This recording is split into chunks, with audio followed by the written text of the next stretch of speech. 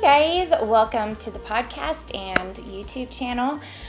Today I thought I would talk about how I got started. If you've read my book, Design, Profit, and Prosper, you'll know that I talk about money and I talk about sales. It's something that we don't talk about a lot in design, and instead we tend to focus on creating beautiful designs because most of us don't get into this because we just want to make money. We really love being fulfilled. We love creating art. We're creative souls.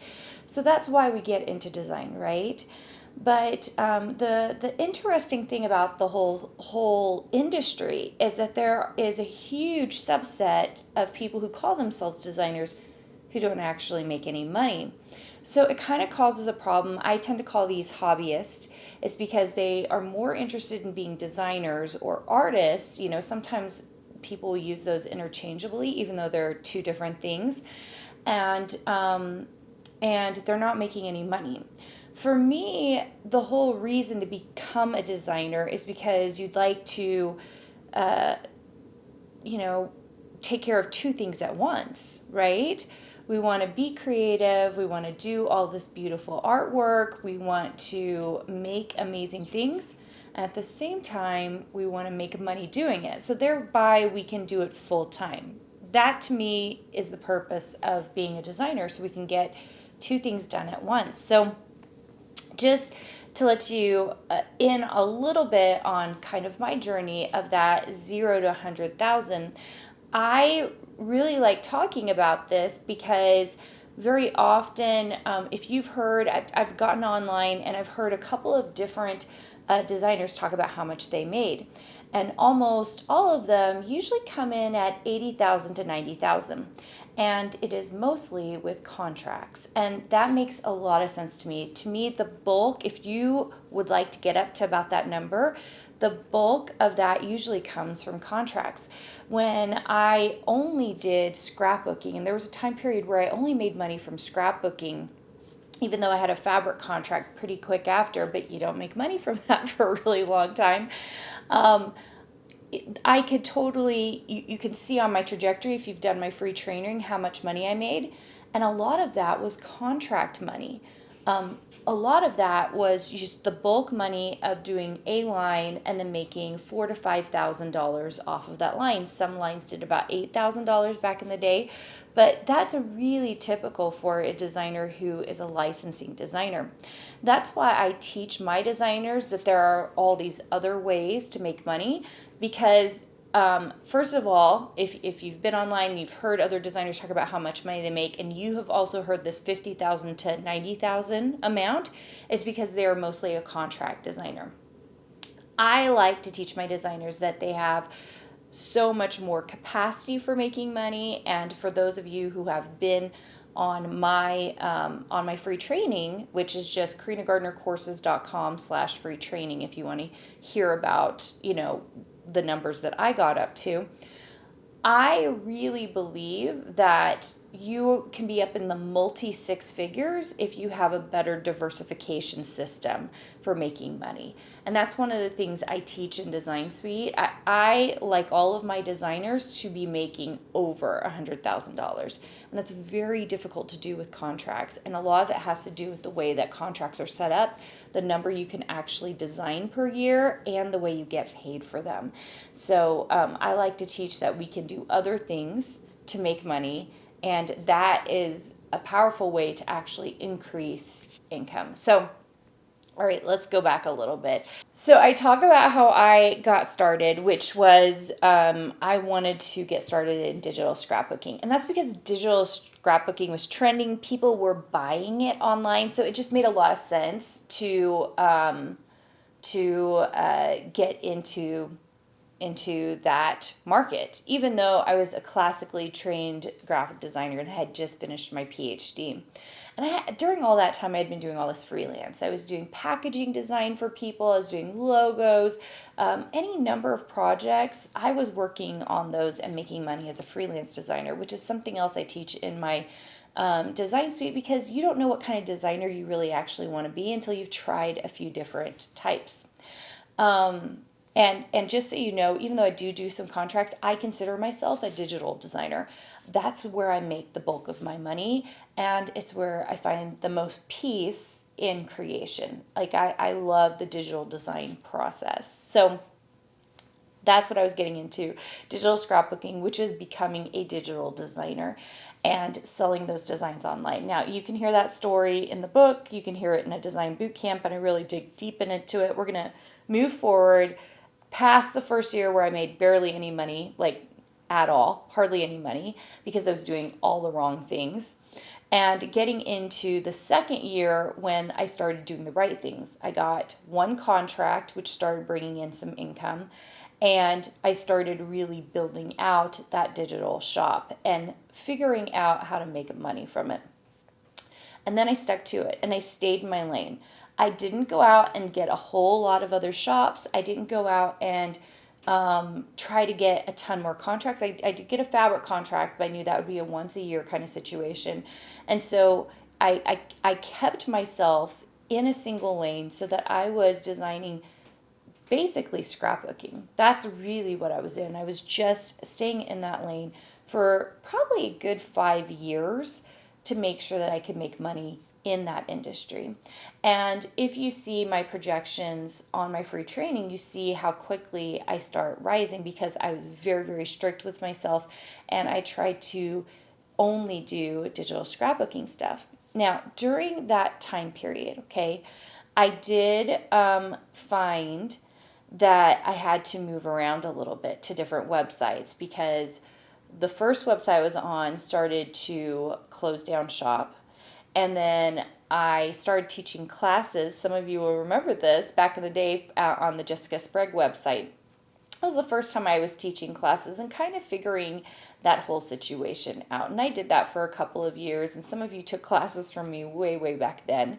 And then decided that I liked teaching, but I loved designing. And that's the thing I like to bring to the table for my designers is that I'm not a traditional teacher in that teaching was my living. During all of those years, designing was my living. And I loved design. And after that, I became the creative director of a scrapbooking company, Cartabella. In fact, they built that company around me. And I've talked about it. I can't remember if I've talked about it on this podcast, but I've talked about it in interviews, what an interesting process it was. I don't think most scrapbooking companies were built the way that we built Cartabella and kind of that experience around that. But even before I ever hit Cartabella, that's when I started getting into multiple six figures as just a designer by doing all of these things digitally online. So if you want to get past that, 50 to 90,000 and you're interested in that six figures, I cannot recommend enough getting into digital design. Now, it takes a lot longer than people think. That's why so many people drop out of it and they can't make it work. They also don't understand number of products and they don't understand strategy. Those are the things I find that make it so that people get into this. They think they can do it. A month or two later, they feel like they haven't made any progress. A year later, they feel like they haven't made any progress. And it's just simply because you're not doing all the right things, right? So, and a lot of that happens because you don't have the community support to understand what you're doing. Every person is different. I will advise, in fact, we have someone in our program who is actually one of our community members now, or our moderators now, who her best-selling product is actually a physical product. And if you guys have heard me talk about it, I do not like physical products. I think they suck too much in terms of resources. However, based on the circumstances and her bestsellers, I was like, oh man, we got to go into digital or into physical products.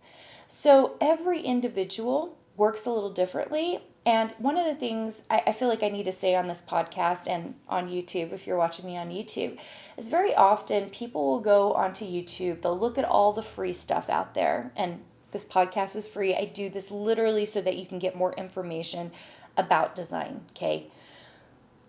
They go through, they find all the free stuff. And what they do is they go, okay, that must mean X, Y, and Z for me. And it's such generalized information that they may be doing the wrong thing, you might be doing the wrong thing, and you have no idea you're doing the wrong thing because every person really is different. A couple of months ago, I did a live retreat with Design Suite, and I know I haven't even talked about it on this podcast at all because we've had so many things going on with the book, and now we've got this new series coming out on YouTube with short-term rentals and the new lines that are coming out with that. But I'll dedicate a podcast episode to Design Suite retreat because we're doing 2 of those a year. Now, we have a large membership, especially for the kind of program we have.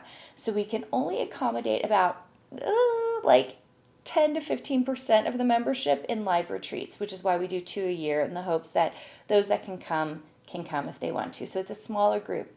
And one of the things I try to do is spend 15 minutes with every single member so everyone can do signups and talk. And there are 4 or 5 things that I say over and over and over again. My members know it.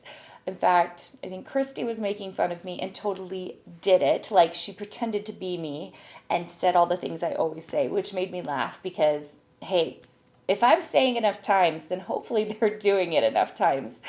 But one of the things that is so interesting is every person who came in, while they might have had one of the 5 or 6 things that I'm telling people they have to do that I can see on their journey, if they would just do, they would be fine, they would make the money they need to make, is that there was always a little bit of a tweak. Every person needed something unique. Every person needed something a little bit different. And I would tell them, okay, this is what you need to do. And then I need you to do X, Y, and Z. And that's the power of really great mentorship. And I personally know this because I didn't start scaling my businesses until I got mentorship. And I knew that person, like once I did that and I saw myself scale, I was like, oh my gosh, this is the missing piece. When someone can come into your business and say very, very specifically to you, these are the things you're doing and these are the things you're doing wrong. And if you could fix these things, it would change everything. That's like 10 minutes that will get you on track in a way that you had no idea that you were off track. That will derail you for years if you don't make those fixes. And that's why I created the program I did. I very easily could have created a program where I just gave you coursework.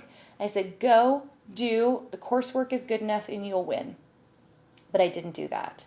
And it's far more work for me, but also far more satisfying because I get to see my members winning all the time. Like seriously, on that live retreat, it was so cool because so-and-so was like doing this many sales and so-and-so was doing this many sales. They've only opened up for 3 or 4 months. And I said, now just multiply that time and the number of products and what you're doing and you'll see how much you're making. It's insane. I do have a formula that I like to use as I'm figuring out products. And the key for you to remember is 80-20, okay? Everything in this life seems to be 80-20, okay? And that is 80% of your sales is going to come from 20% of your products, okay?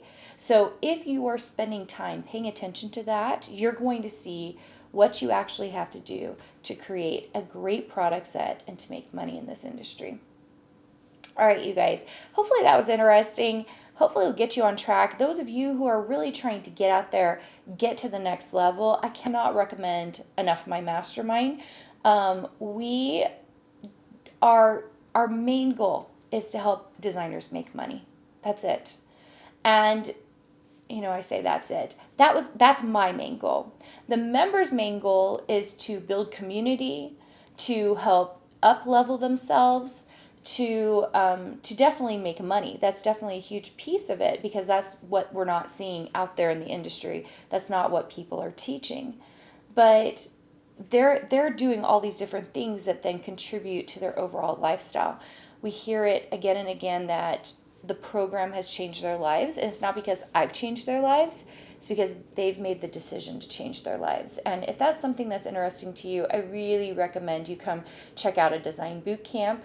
And if we have those going on, we may not be doing them in future, but we're doing them right now at the time of recording this. You can go check out a design boot camp.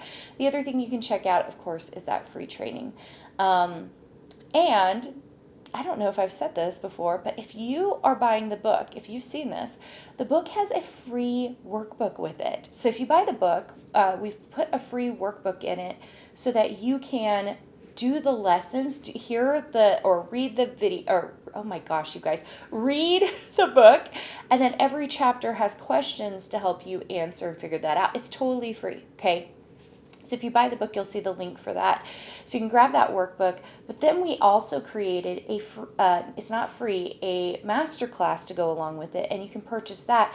And that helps me explain to you all the different pieces that I can't really go into depth in on the book, but I can do by just talking you through why we do the design process, why the good, better, best model works the way it does, why the 3 hurdles are bigger than people realize to get through.